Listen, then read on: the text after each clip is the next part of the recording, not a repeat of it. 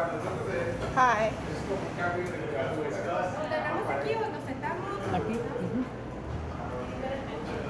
Hi.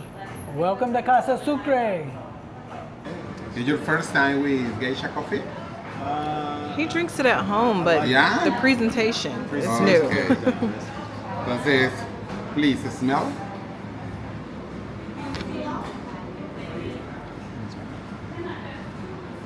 You want it?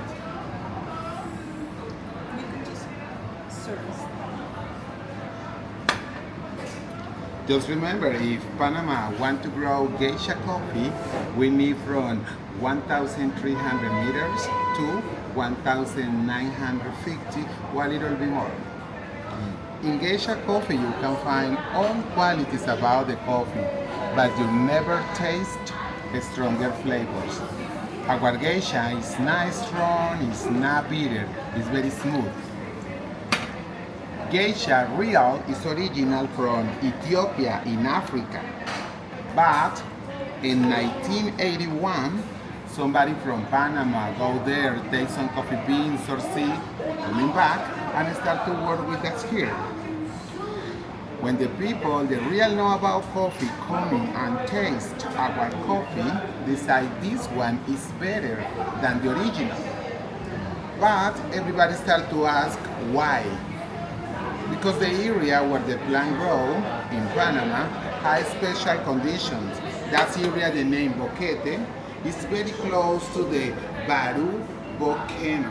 You know the volcano? Volcanic soil is very rich in different nutrients and minerals, so our plant absorb everything. That area, Boquete, had microclimate. In one day, Boquete can be hot or cold or rain or everything almost together by microtimes. For that, our coffee is less bitter, more like sweet. The last one, Boquete area, is close to the Pacific Sea and Caribbean. So when the marina winds pass for our coffee plantation or rain, less salt. So that condition is not the whole condition, but the principal condition for having its flavors. You cannot find other country with our location, weather, micro weather, and the 2C. For that, our flavor is unique too. Not just Panama produce Geisha, you can find other countries like Kenya, Tanzania, Costa Rica, Colombia, Brazil. But like I told you before, our condition is unique. How we know? One time a year is the international competition about coffee. And Panama won with this variety, Geisha, for 13 years continue, the more expensive coffee around the world. For example, in the last competition, somebody paid $30,000, 125 just for 1 kilogram of our Geisha coffee. We sell groceries in the Middle East and in China. We're sending us service coffee. And he doesn't let a lot of people.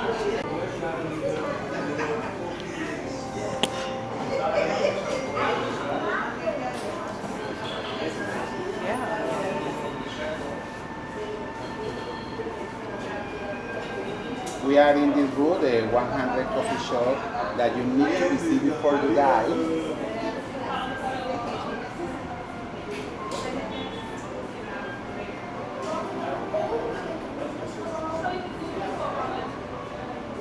Just Casa Sucre in Panama.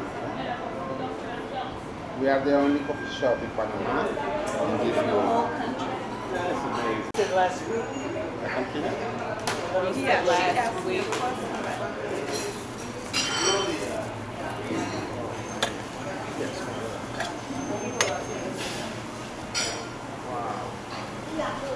That's no Folgers.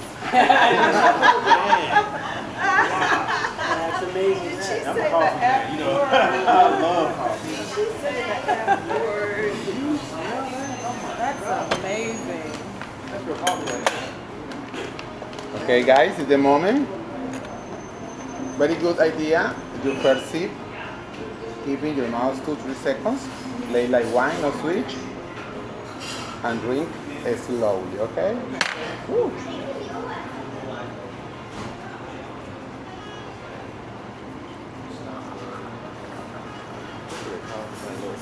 Yeah. This is an experience. That's what we say. It's a geisha. It's a coffee. This is like going off. Okay, guys, enjoy.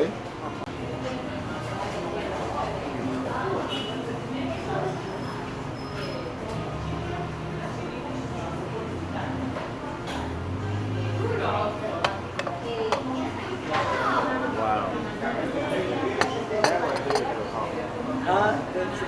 That's the kind. That's a unique experience. Wow. So this, on a scale of 1 to 10, this is about a 7.5 or 8. What? So when you're paying $10,000 a kilo,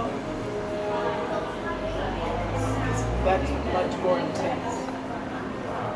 But what's cool about Panama, because we grow it here, you can get a cup of geisha pretty cheap here in Panama. You go home to the That'd States. be about, that level would be about $30 a kilo. Yeah. Here, what is it? $9. And but you can't get that in the States for that. Yeah. The longer it sits, the better it tastes. I'm actually a tea drinker, and I could actually drink this every day, and it feels like yeah. That's why the Asians like it. Coffee with tea. That's why the Asians like it. And it does, as it cools down, the flavors start to blossom. More fruitiness comes out. That's really great flavor. Yeah, they'll come in and buy everything on our shelf. Tour groups from Asia will come in. They will just buy everything off our shelves. Wow.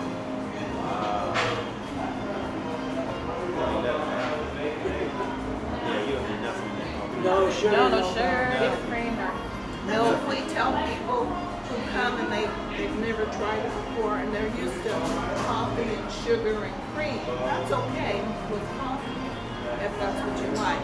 But with that, we would say, oh no, if it was us, we wouldn't do it. And then they put coffee and milk. You really do not. Wow. I like this. The geisha that you buy This is the original tile from the 1800s. We didn't jackhammer it and pull it up. And if you look here, look real closely, you'll see this tile, nothing lines up really square. It's like wiggly, blah, blah, blah. That's because each tile was hand dyed. They took dye and they used the dye and put it in the clay, and they did each tile by hand. And so when we were renovating, we wanted to save as much of the property as we could. So we took the shutters from the outside and made tables with them. When the guys were renovating, you see where that gray wall is, the gray column? That was cemented over. And they were chipping away, and they found, in back of that, they found calicanto, which is the original masonry from the 1800s. So we wanted to preserve as much of that as we could. Then when we got over here,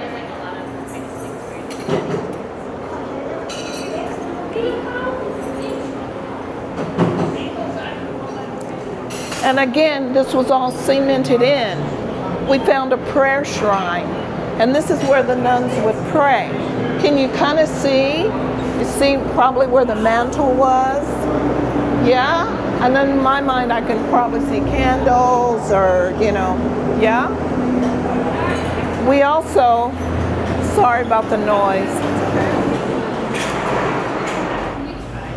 We also found that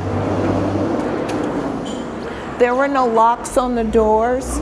So to protect themselves at night, the nuns would chain themselves in the convent. So we found a lot of these things in the different areas of the house. That one has been taken away. People came, they would come and they would take things out of, historical things out of the old buildings, but when we came, we tried to save as much as we could, yeah? So we were lucky to even have that. I'm gonna take you,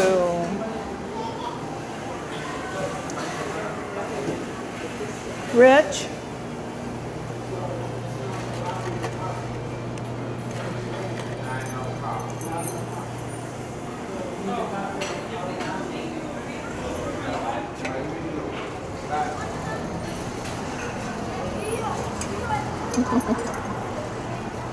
And again, there were no businesses here. There were no businesses in this area. We were one of the first businesses to go in. And so you see that building? What does that tell you? That squatter's there. The squatters, if they go in, it's boarded up so that squatters can't get in. Yeah?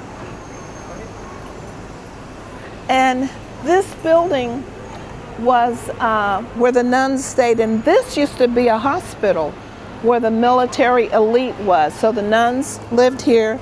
They would go across the street and take care of the military elite. Then it became a hospital for the general public. And old people here always talk about how this building was the hospital. Now it's a school.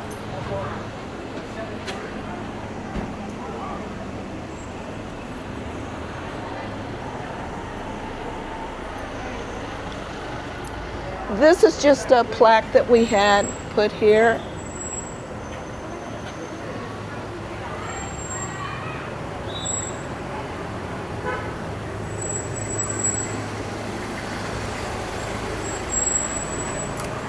And you'll see we still have squatters that live next door to us. But here's the deal. We respect them, because this was their neighborhood. This wasn't our neighborhood. That's why we get along so well with them, because we respect them. We don't look down on them or think anything less. These are our neighbors, you know? Let's go down first. Now, remember I told you level 3 houses, level 2, you had to have a wooden staircase, you couldn't change anything, you couldn't have a rooftop bar, you couldn't change too much. Come. Watch your step here.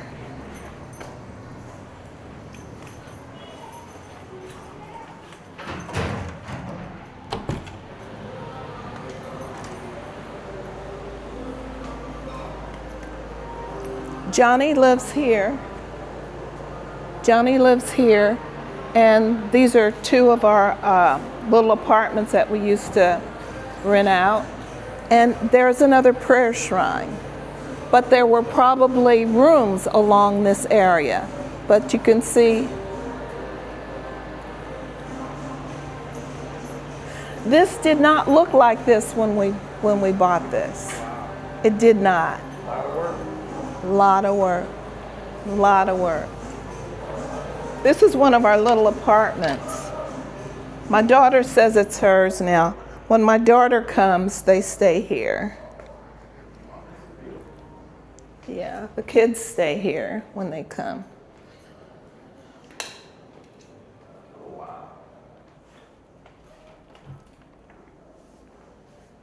Yeah. Yeah, it's cute.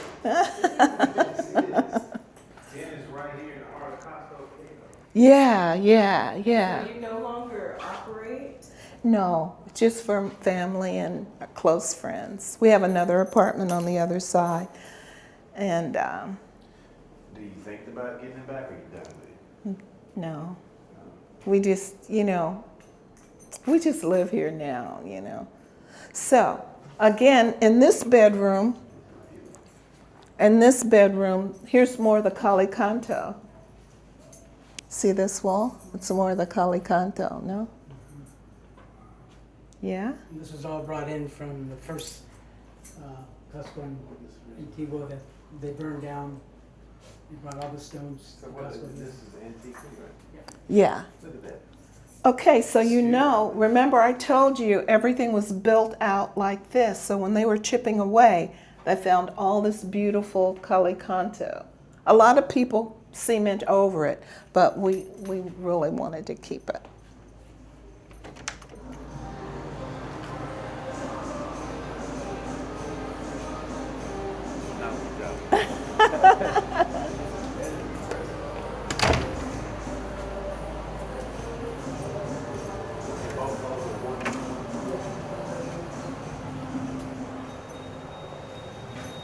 Watch your step. It goes down, so watch your step. This is gas or? Gas. All gas. Do you have to do the inspection every 3 years still on that? Yeah, they're about 10 years behind. Oh. They don't do anything in Costco. Okay. Things burn down and then they say, you should have done something. All of the pictures you see are family members. This is my husband's grandfather. That's his great-grandfather. So if you come up here and if you look out, you'll see the year 1873. Yeah? This is the original? This is a reproduction of the original. Wow. I'm blown away. Me too. I'm blown away. Okay, so here's another thing. This is more calicanto, and again, it was built out this far. When we bought this property, they were charging us $100 a square foot to expose the calicanto. So all the stuff you see downstairs and in the patio, did you see the patio wall? That's what we paid. So when I got up here, I thought, I'm not paying them that. So I just got a hammer and started. And I didn't want to do the whole wall, but I exposed, yeah, just a little bit. Yeah. Now remember, my motive was to make the house look like an aristocratic family lived here, right? At the turn of the century. So.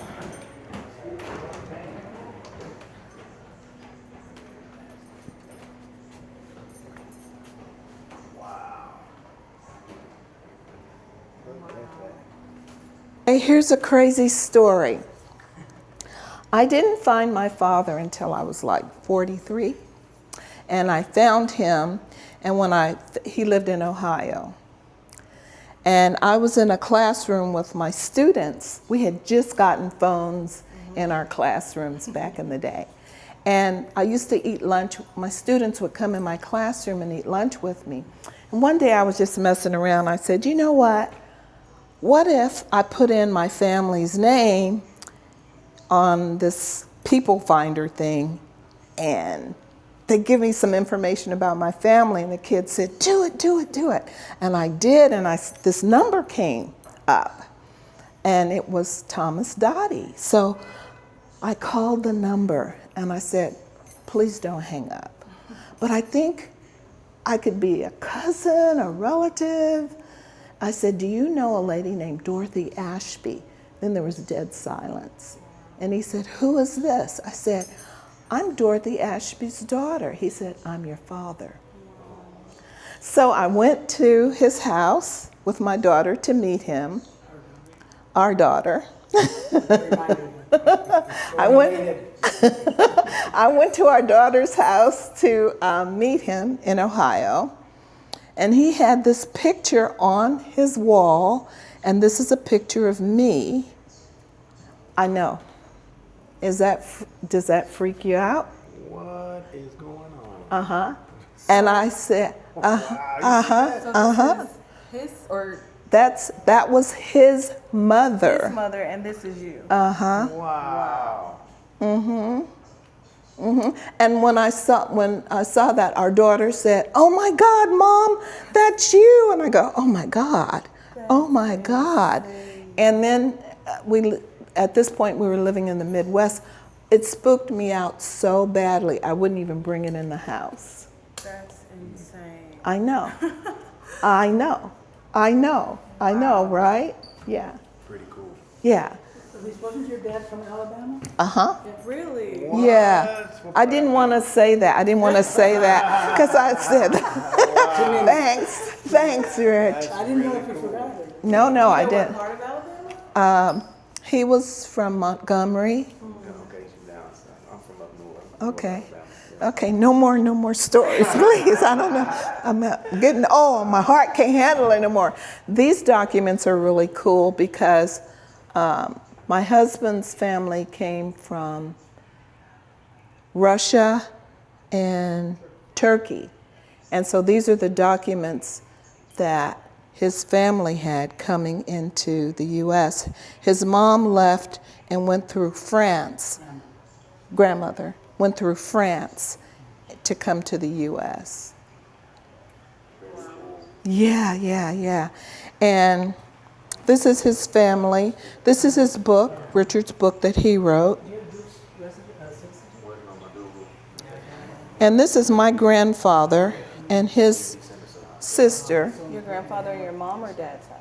My dad. My dad gave that to me when he gave me that picture and that picture because I said, how did my grandpa look? And he said, well, your grandpa was, A dapper fella. yeah, Dapper Dan.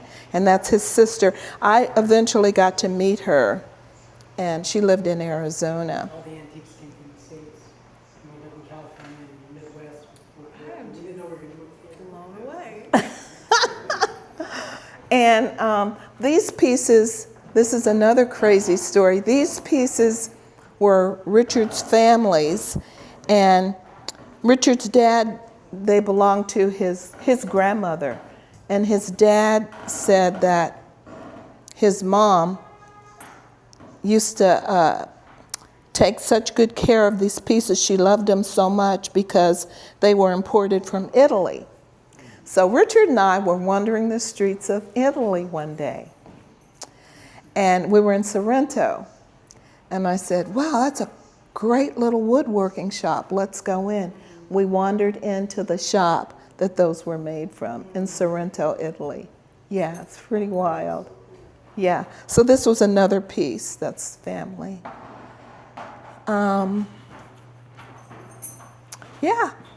Here's a, I was looking for a record to show him. I was looking for a record to show him. You have to nurse it along a little bit because it needs a little help these days.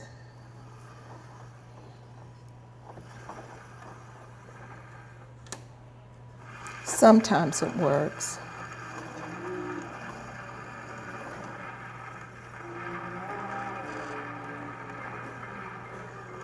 Sometimes it works. I don't know if you can hear Either way, that's nostalgic. it. Yeah.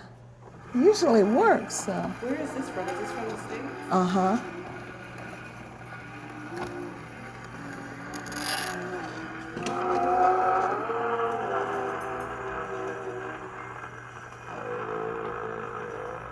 It's barely working. First iPhone. You see, that's the speaker. I had to open up the speaker. Wow. This is amazing. Beautiful. Yeah. Yeah. Very beautiful. Lots of history. Lots of crazy stories, huh? Man, this is.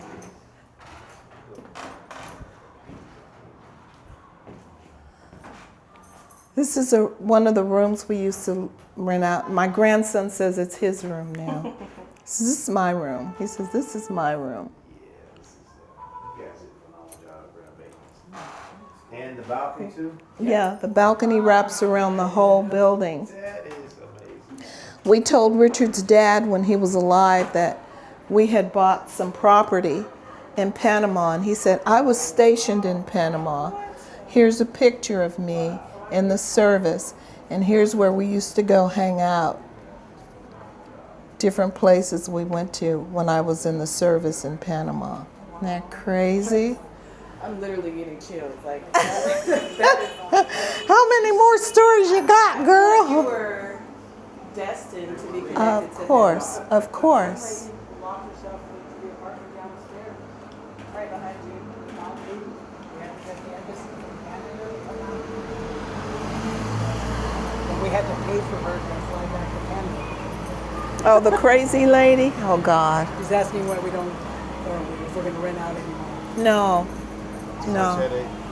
at this stage. We just, yeah. You know, our kids come here and our bays and, yeah. Paintings are just first class. Yeah, Silly, man, look at those paintings. yeah.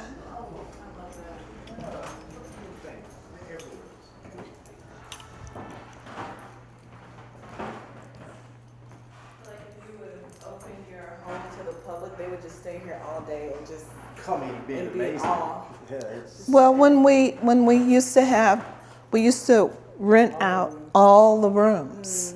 15 people sleeping here at one night. And so they would sit here and talk in the day. And we would normally be in the kitchen area. I'd be baking or, you know, or if they needed something, we were always here when we had guests, but it was a lot of work, you know. bad. Yeah. This is another room. Party time when we came out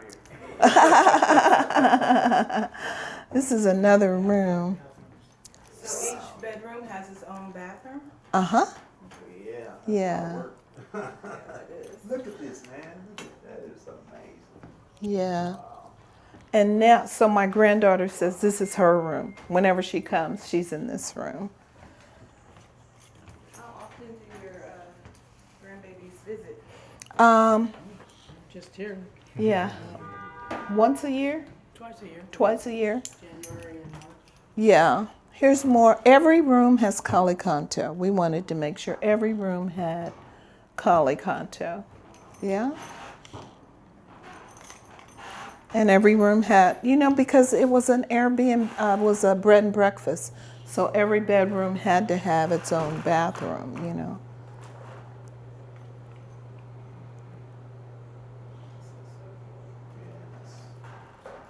You guys see Oh, just something we whipped up.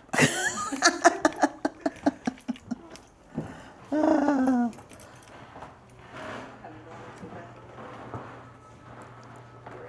And this is a study, and there are 2 bedrooms there and a bathroom in the middle.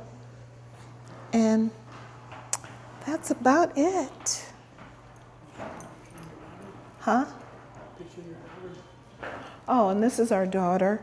Did you hear me say our daughter? Okay, thank you. This is our daughter, Naja.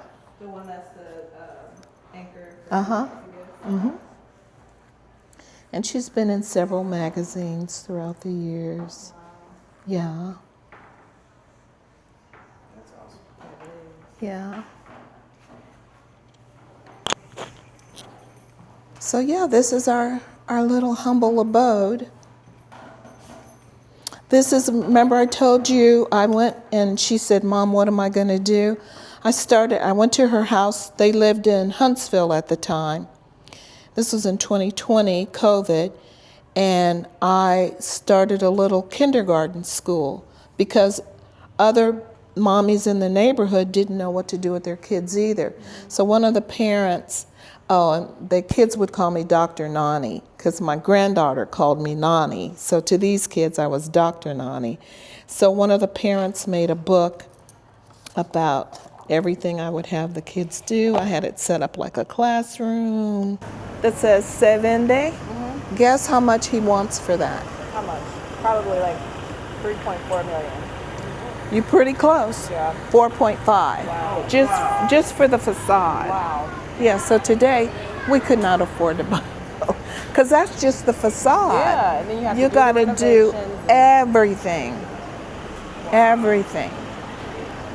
You were pretty close, Miss Realtor. Well, yeah, I mean.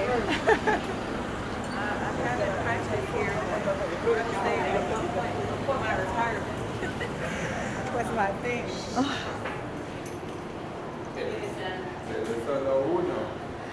And the SPI are here a lot. We love it because their job is to SPI are the presidential police. Their job is to protect the area and the president, because the presidential palace is there. So they come into our shop all the time. Start? You start. Okay.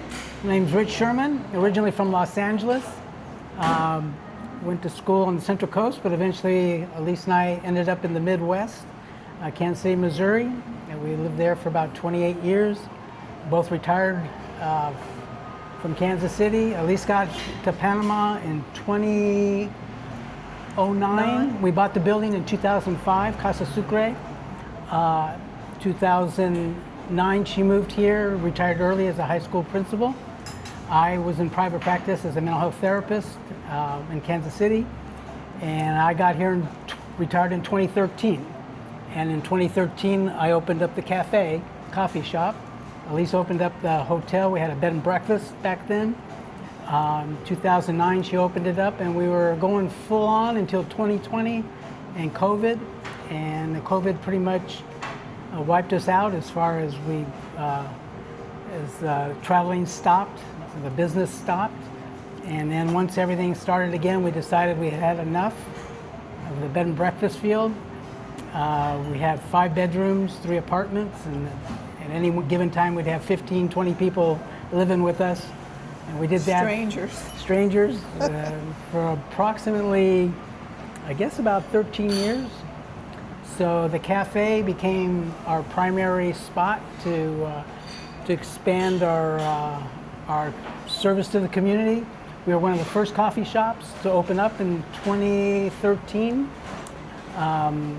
During COVID, everybody closed down. Elise went to the States to help homeschool our granddaughter, and Shoni and I, our manager, sold coffee from the side door. Yeah. Back during COVID, men could only go out 2 days a week. We had 3 days, but they took Saturdays away from us because we didn't know how to behave. And then the ladies had the rest of the days, but Shoni and I would sell coffee from our side door here. Everybody else closed down for almost a year. And then at that time, about 40% of the businesses went out in Casco Viejo. Yeah. It was a fire sale. Within 3 years after COVID, people started gobbling up the property. Our coffee shop has been going strong since 2013. And what else would you say about our coffee? We sell Geisha coffee, of course. It's prominent in Panama. And we serve coffee from the Volcan and Boquete regions of Panama. Anything you want to add to that? I think what sets us apart with our coffee shop is that when people come in, we treat them like family. It doesn't matter who you are. Mm-hmm. Like today, we were working with you, and I saw a lady, she was holding her baby. And we had a high chair back here. So I took the high chair, I said, put your baby in this. You don't have to hold your baby. Enjoy your coffee. And she was so grateful. It's those little things that I think that we do that you just don't find in most shops. And so I think that sets us apart. And in addition to selling great coffee, Elise has developed a great menu. Our sandwiches are named out of from the last 5 presidents. Oh, yeah. We have the Martinelli, the Varela, Malino. I think that's it. Yeah. So we're gonna have to, if we have a new president, we'll have to name another sandwich after one of the presidents. Back in the day, when we first got started, President Martinelli used to have coffee here. Every Sunday. Every Sunday, visit with Elise, talk politics. Yeah. That went on for his term. The rest is history, as they say. So we greet people from all over the world. We travel a lot, but we really don't have to travel much because everybody comes here from all over the world to get a good cup of coffee and to experience Casa Sucre Coffeehouse. And what's crazy is we'll be here and someone will come and they'll say, I was here 10 years ago. Don't you remember me? We go, yes. Or we're closed. We'd be closed and people would bam on the door. We're here from Czechoslovakia. We were here just for one day, please let us in, let us have, and we open the door and let them in, and Yeah. yeah, we Yeah. love that. We So- love that. Yeah. So the coffee shop will be celebrating its 15th anniversary.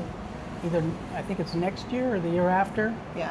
So we hope to have a big party. Gonna have a blowout. Gonna have a blowout. It'll be also her 21st birthday, so we'll have a Oh yeah, good time. we'll do everything.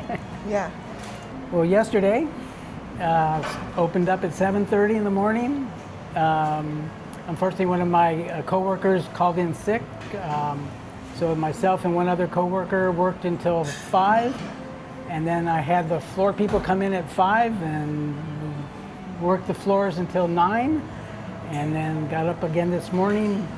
Shoni luckily opened up this morning, but from 7:30 to 5 is our business hours, except on weekends. So we're always putting out fires and serving good coffee. Running a business in Panama has been quite an experience. We were, again, one of the first coffee shops here, one of the first businesses in Casco in this part of town, Yeah. first development. So we started from scratch, developing all our sources for supplies. No experience, no Yeah. background. Yeah, we just started from scratch.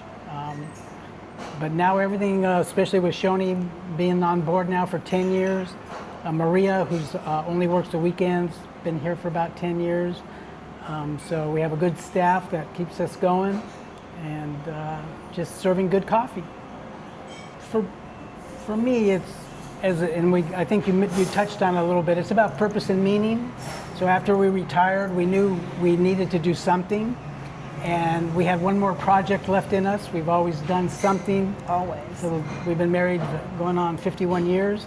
So we've always We got married when we, by the way, I 13. was 10, he was was 13. 13. Yeah. Yeah. Yeah. Let's It- keep it's the an record straight. It was an arranged marriage. Yeah. I didn't have anything to do with it. Yeah. So we've always had a direction. We found our direction, and this is our direction for now. This is what keeps us motivated, getting us up in the mornings.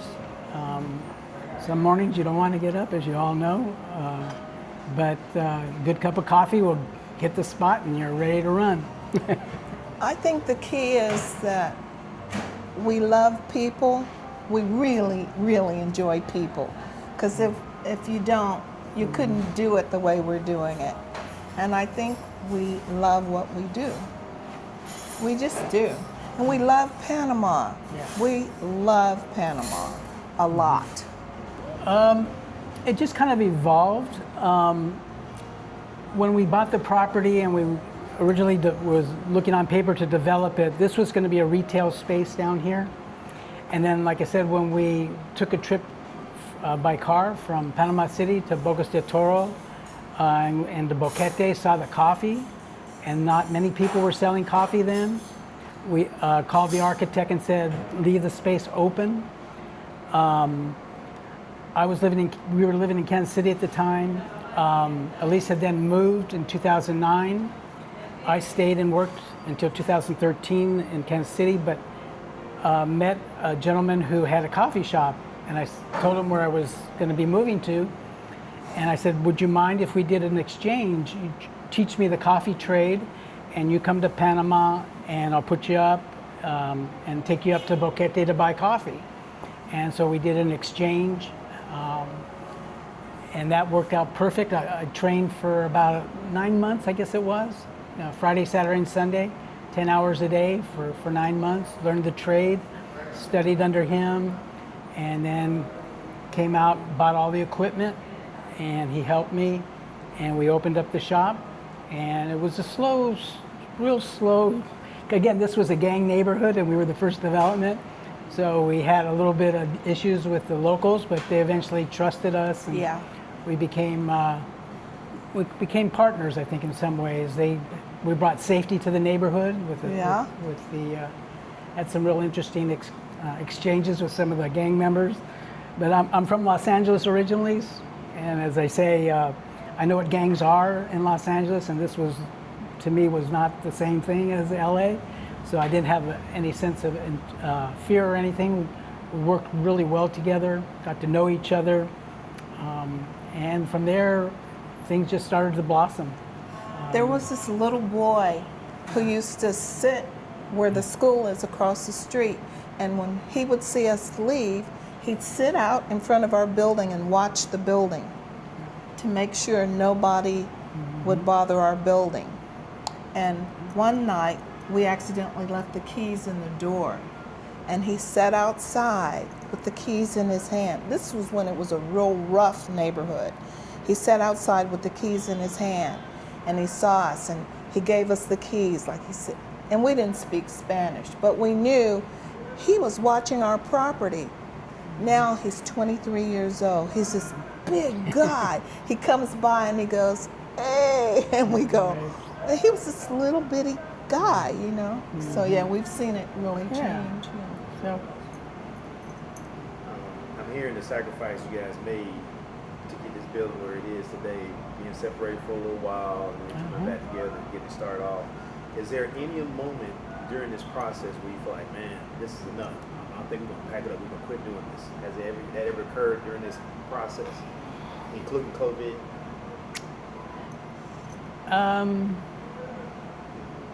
Like any job, there's been moments, but they pass. So for myself, no, this is where we belong. Yeah. We feel a kinship with The neighborhood. and watch it develop. And the people of Panama are just so accepting. They took us in right away, and it's been home for the last 15 years. The building was built in 1873, and it was a convent. So we knew that it was a real special place. I won't say spiritual, it was just a real special place. So we wanted to really maintain that. And as we were renovating, we thought, okay, how, because we're stewards. I don't feel like this is really ours. I feel like we're stewards. And it's our job to maintain it and preserve it. So when we were renovating, the contractor said he would chop down the concrete, and he said, there's a lot of calicanto behind this concrete. And I said, calicanto, what is that? He said, that's the original masonry that was built, that was used during the 1800s when these buildings around here were built. And it's clay, mud, sand, and brick, and rocks. He said, it's all these walls are all calicanto. I said, well, let's preserve them. Let's not cover them back up with cement. Let's expose them so people, when they come in, they can see incredible masonry work that was done during the 1800s, you know, and how bricks were lined up symmetrically. And we found prayer shrines that the nuns would use, and we just found all kinds of artifacts in the building, which was really cool. Mm-hmm. Yeah. It's not gonna sound right, but if it tastes good, you know it. I'm not a connoisseur, I just know what tastes good. And so I don't get, my baristas really want to get fancy with everything and do all the fancy cups and all the pourings. And I said, you can do that, but if the coffee doesn't taste good, it doesn't matter. So Panamanian coffee in itself has all the qualities you want in a cup of coffee.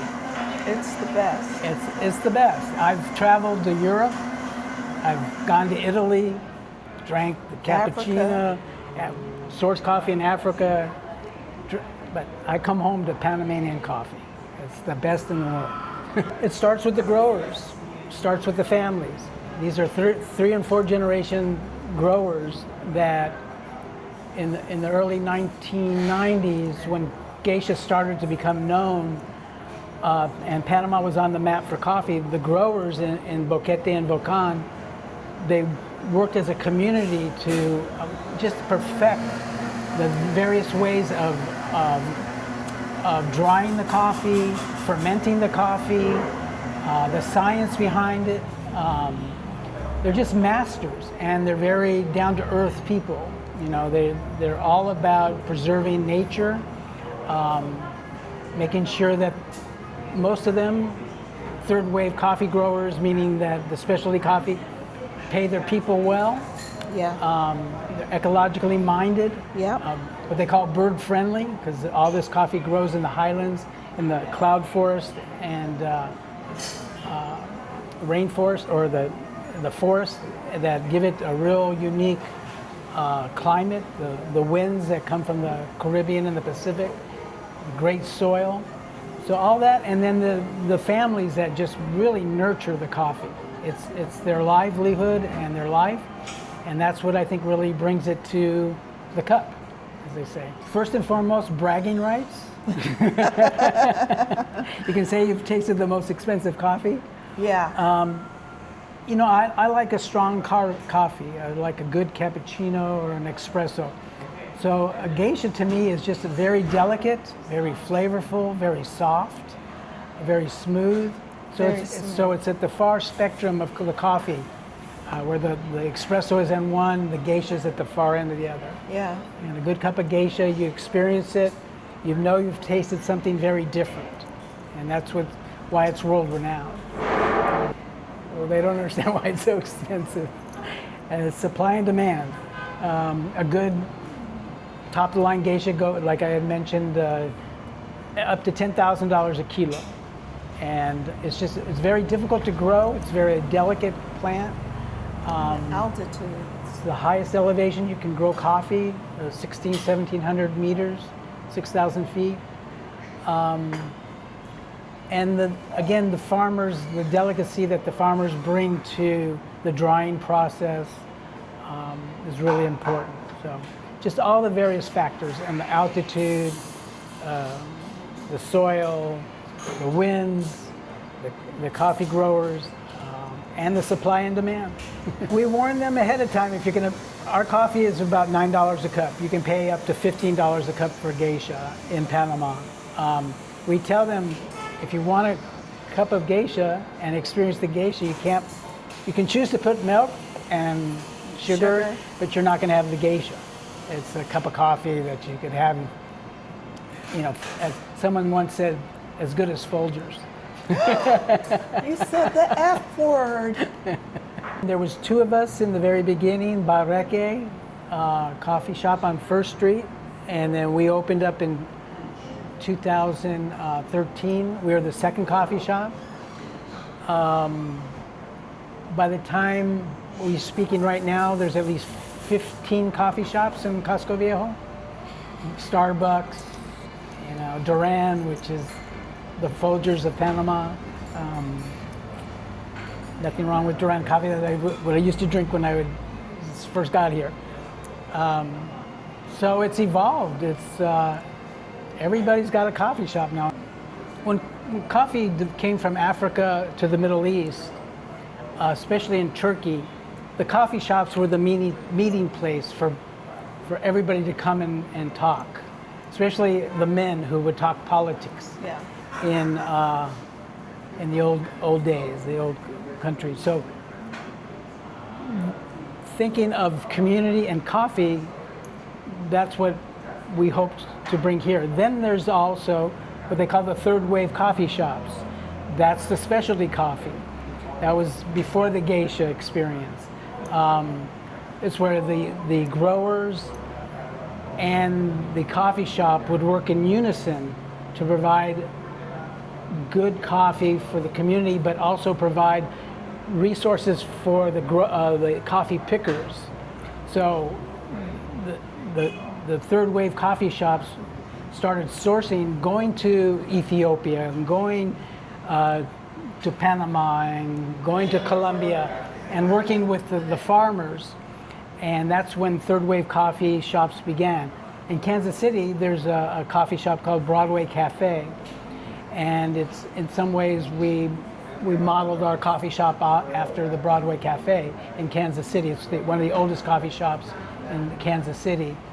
But it's really a place, it's what they call, from what I remember, you have work, you have home, and then you have your coffee shop.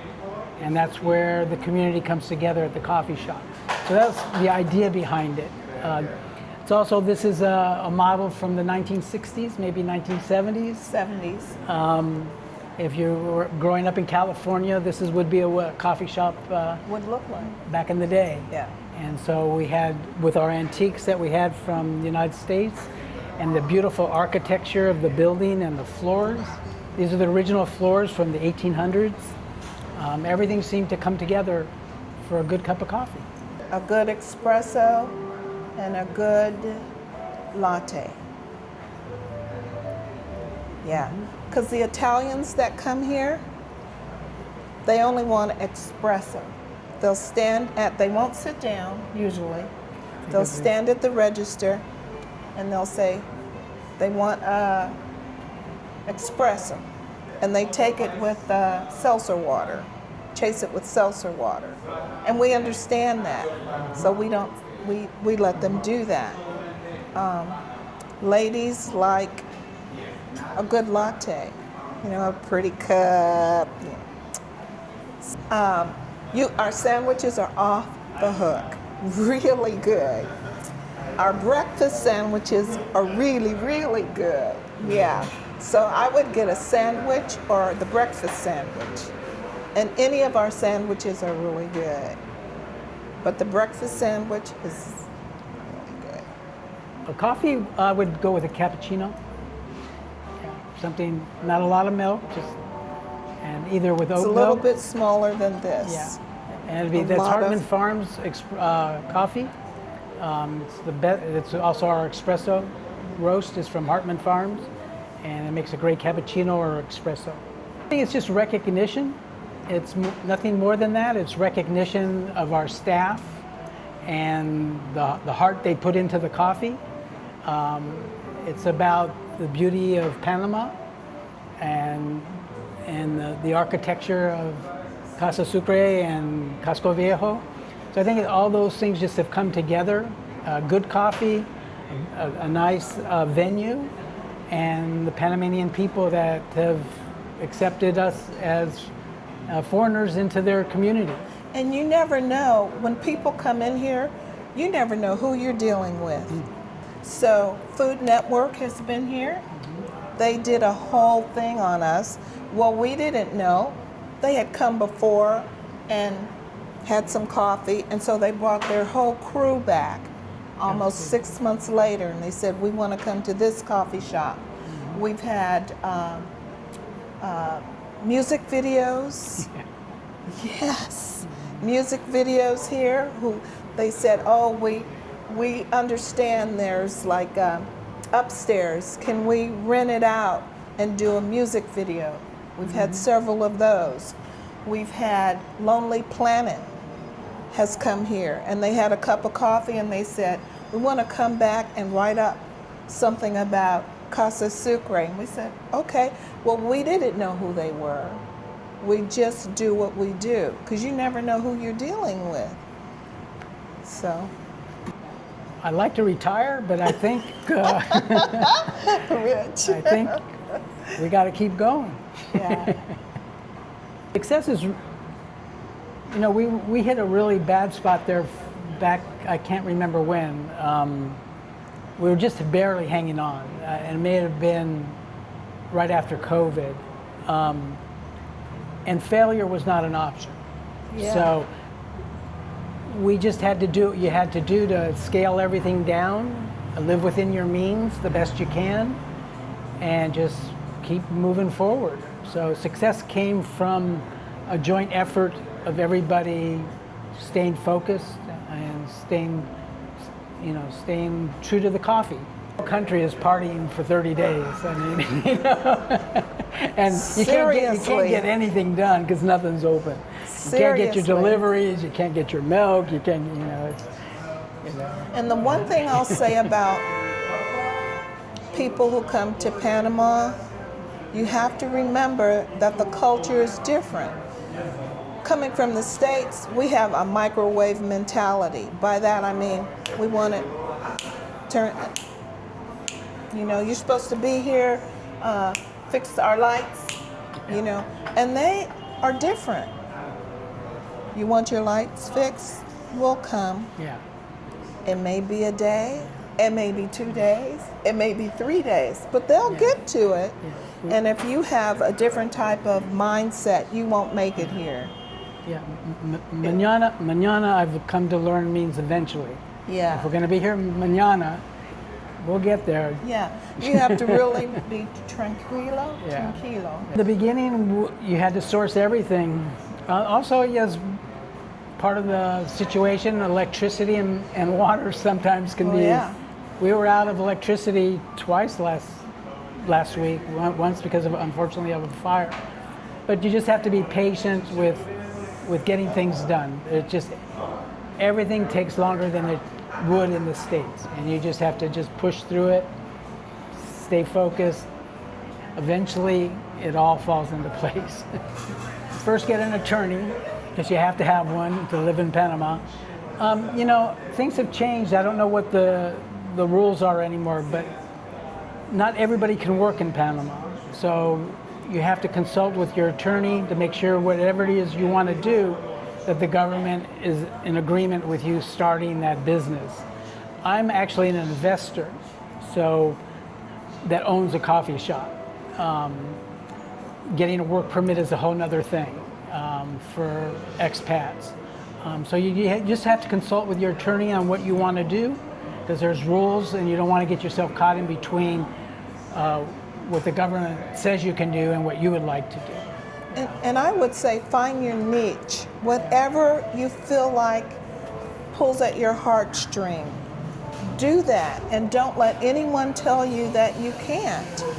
I met a guy a couple months ago, and they want to do a speakeasy. And I said, well, do it, you know. And I met another lady who wants to have a dress boutique. I said, well, do it, you know. Find your niche, whatever it is, find it. What I love most about Panama are the people. And I love the peace of mind I have here. When I go to the States to visit, I'm totally stressed out. I don't know if I'm gonna get stopped by the police. You know, I don't know if something's gonna happen. I'm at a mall, I'm like this, because I don't know if there's gonna be a shootout in the mall. Here, I'm just totally at peace. That stuff just, knock on wood, doesn't happen here. You don't hear about people going in shooting or police pulling you over and you never making it home. That just doesn't happen here. From day one getting off the plane, it's the diversity. You've got such an amazing array of humanity here. Yeah, And it's and beautiful. Just go to a mall, you see all the different people. All colors, Yeah. and everybody's Panamanian. From white to ebony, everybody's Panamanian. And here, it's not so much about racial differences. It's socioeconomic. That's the issue here. You either have money or you don't. It's not a race thing here, because it's such a divergence of color across a whole broad spectrum, you know. It's socioeconomic issues here. We've been, in the 15 years or so we've been here, we've been through at least 3 or 4 closures of the country for various reasons. And this is probably the longest stretch of time we haven't had a closure. So I think the business opportunities here are amazing. Yeah. I think the future of business here, I don't speak Spanish very well and I don't follow the politics, but I think the president, that Molino, is doing a great job with business, trying to pull business forward for the country. So I see a great future. And it seems that future is attracting a lot of people to Panama. Casa Sucre would be on my list. Rich. Her sandwich, her breakfast special, and Breakfast. then the Embera Indian Village. In Vera Indian Village. Have you guys done that yet? Wasn't that wonderful? Yeah. Yeah. The chief, this goes back about 10 years. Another story. Did his internship here for travel and tourism. He was got his bachelor's degree. So he did his internship here. And I hadn't seen him for, 10 years. And I went with some friends to the village, and I just happened to run into him. So it was, again, that connection, that going back in time to the present, that we've been here that long, that we got a chance to see the chief again. And years ago, when he was coming to Panama City to work on his degree, he would leave the island and come here and work on his degree. And we saw him one day walking around Costco. My mother came to stay with me for 4 months or so. And I was with my mother, so my mother said, well, where do you sleep? He said, I sleep wherever I can find a place to sit down. My mother said, we are not having that.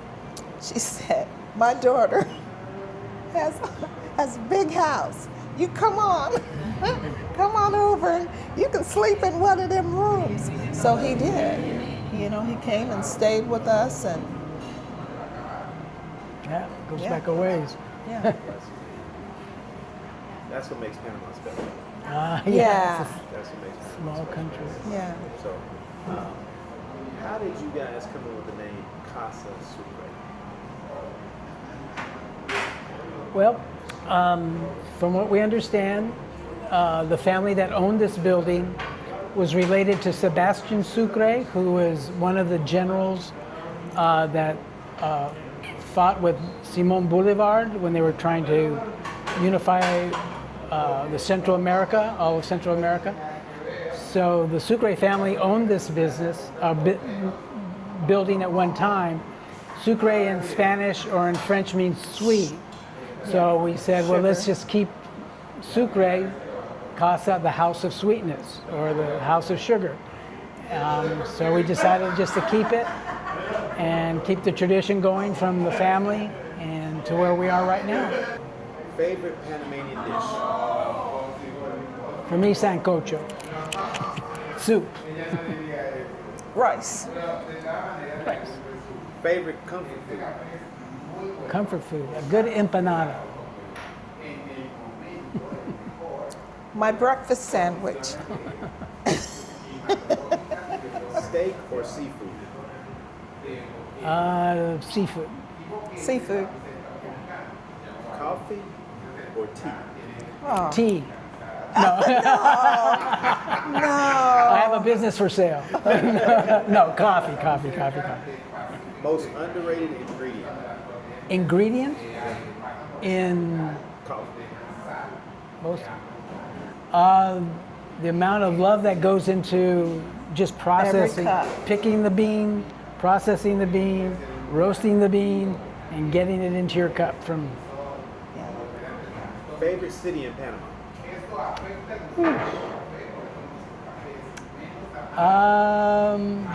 Be either Panama City or Santa Catalina. Catalina. Favorite restaurant besides yours? Oh gosh. Ooh. She's a really good cook, so she doesn't let us go out to eat that often. I guess for me would be Nazca. Nazca. Peruvian across the restaurant. It's where we have our birthday parties and things.